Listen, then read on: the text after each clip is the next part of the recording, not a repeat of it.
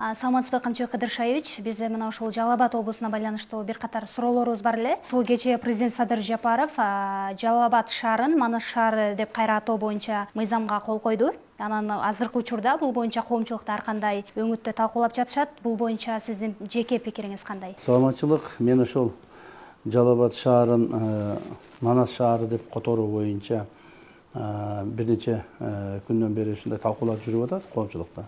Атайлап өз пикиримди айткан эмес болчумун. Ошол президентибиз мыйзамга кол койсо, эгер мыйзам өтүп чындыгында ошондой алмашса, андан кийин айтайын деген оюм бар эле. Чын-чынына келгенде бул Жалал Абад шаарын Манас шаары кылып кайрадан атын кайрадан коюу менин идеям деп айтсам да болот да. Менин дагы идеям болду. Жана элибиздин ошо суроолору болду да. Себеби туура Жалал Абад шаарын атыны Манас кылып өзгөрткөндө кайсы бир деңгээлде элибиздин ошо Жалал Абад шаарынын башка эле шаарлардын деле бар жерлердин адамдардын ичтери ачышып атат. Чын айтканда менин деле ичим ачышып атат. Менин деле ичим ачышып атат. Себеби баарыбыз ошо шаарда төрөлдүк, өстүк, чоңойдук, окудук дегендей ошол шаарда. Ошол шаарда бала чакабыз, тууган уругубуз жашайт. Баарыбыздын жүрөгүбүзгө, акылыбызга ошол Жалал Абад деген сөз сиңип калды да. Сиңип калды. Ошондуктан Жалал Абад шаарын өзгөртүп салуу, бир таптал өзгөртүп салуу бизге да чоочун болуп атат. Манас деген сөз, Манастын өзү ар бир кыргыздын жүрөгүндө. Ар бир кыргыздын жүрөгүндө Манас бар. Ар бир кыргыздын жүрөгүндө Жалал Абад жок. Ар бир кыргыздын жүрөгүндө Манас бар. Ошондуктан биз азыркы адамдарга, азыркы жашап аттарга булар бир аз чоочу болуп көрүнүшү мүмкүн, бирок келечекте Манас шаарында төрөлүшөт, Манас шаарында өсүшөт, Манас болуп калат. Манас бул биздин кыргыз мамлекетинде жашаган элдердин, айрыкча кыргыздардын бул руху, духу. Так. Ушул Жалал Абад шаарын Манас деп аталып калышына мен сыймыктанам. Дагы бир жолу айтайын, мындан ары биз Манаска да көнөбүз. Кээ бирлер айтып атышпайбы? Ой, Манасты таласка койсо болот эле, таластыктарга берсе болот эле деп. Ай, Манас деген бул таластыктардыкы эмес. Манас бул кыргыздыкы. Манас бул кыргыздын духу, кыргыздын руху, кыргыздын келечеги жана кыргыздын өткөн тарыхы. Манас менен кыргыз болгон, мындан ары да ушундай болот. Туура Жалал Абад деле жаман шаар эмес болчу. Бирок Жалал Абад Индонезияда Жалал Абад, Жалал Абад Афганистанда бар Жалал Абад, Жалал Абад Пакистанда бар, Жалал Абад Индияда бар. Бирок Манас бир гана кыргызда бар да. Манас бир гана кыргызда бар. Дүйнө жүзүндө Манас деген шаар бир гана кыргызда бар. Мен ойлоймун, урматтуу президентибиз эң туура чечим кабыл алды. Туура чечим кабыл алды. Бул азыркыга эмес, келечек муундарга. Муну дагы бир 20-30 жылдан көрөсүңөр. 30 жыл өтөт, 20 жыл өтөт, 50 жыл өткөндөн кийин биздин азыркы жаш балдарыбыз чоңоюшат. Аны ошолор айтат. Бизге рахмат айтат ошондо. Рахмат. Туура эле ошону өзгөртүп коюшкан экен. Биз ошо ойдон калбастан мына Манас болуп калдык. Манас шаары болуп калдык деп сыймыктана турган убакыт келет. Бирок аны үчүн кичине убакыт керек, бир аз жылдар өтүш керек. Анан ушул эл арасында Манас шаары жакын арада бир борбор шаар болот деген, борбор Манас шаарына көчүрүлөт деген да кептер болуп атат да. Бул боюнча сизде кандай маалыматтар бар? Манас шаарын борбор кылуу боюнча азыркы күндө эч кандай ой жок андай. Мен мына ачык айтып коеюн, эч кандай жетекчилердин оюнда же болбосо башка бир саясатчылардын оюнда андай нерсе жок. Андай нерсе жок. Бирок Манас шаары кыргыз мамлекетинин борбору деп аталып калса, бул сонун эле болмок. Сонун эле болмок. Бирок азырынча андай маселе коюлган жок эч жерде, андай маселе көтөрүлгөн жок. Эгерде андай маселе көтөрүлүп калып, же ошондой маселе боло турган болсо, аны эл чечиш керек. Борбордун атын өзгөртүүгө же борборду которууну элибиз чечиш керек. Аны бир саясатчылар же кайсыл бир жетекчилер, кайсыл бир топ чечпеш керек. Аны элибиз чечиш керек. Аны үчүн Манас шаарын кыргыз мамлекетинин борбору кылууга макулсузбу деп референдум койсо элибиз чечип коет.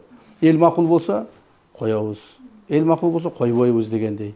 Бирок бул маселе дагы азыр күн тартибинде жок. Күн тартибинде жок. Мен өзүмдүн оюмду айтып атам да. Эгер кайсы бир маалда ушул маселе көтөрүлүп калса, муну бир гана элибиз чечиш керек. Учурда өлкөбүздө аймактарда ар тараптуу көңүл бөлүнүп, ар тараптуу өнүгүүлөр болуп жатат десек дагы болот. Анан ушул өзгөчө облустардын ичинен Жалал Абадка өзгөчө акцент коюлуп, Жалал Абадка өзгөчө көңүл бөлүнүп жатат деген сыяктуу сөздөр да болуп атат да. Анан бул боюнча сиздин пикириңиз? Эми баягы айтып атышпайбы, Жалал Абад болсо анда Жалал Манас облусу болуп калабы деп. Муну да тактап айтып кетейин. Манас облусу болбойт, Жалал Абад облусу бойдо эле калат. Манас шаары Жалал Абад облусу болуп калат да. Азыр бүгүнкү мыйзамдарга ылайыктуу. Жалал Абад шаары бул биздин мамлекеттин түштүк жергесиндеги Оштон кийинки эле чоң шаар. Республикабызда 3-чү чоң шаар. Так.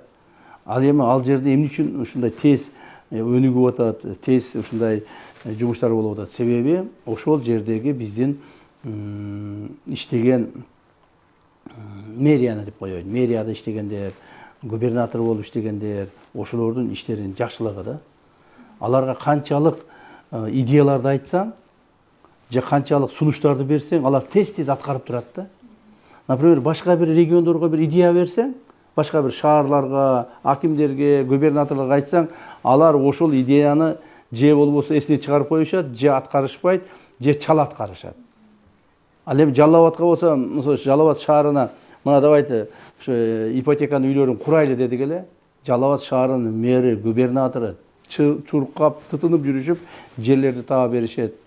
Ошого тез-тез ошол жумуштарды аткарышат. Бардыгы ушу кыргыз мамлекетинин ичинде Жалал Абад шаарында ала турган болот. Ошондуктан Жалал Абад шаарынын өнүгүшү бул бир эле Жалал Абад шаардыктар үчүн керек эмес.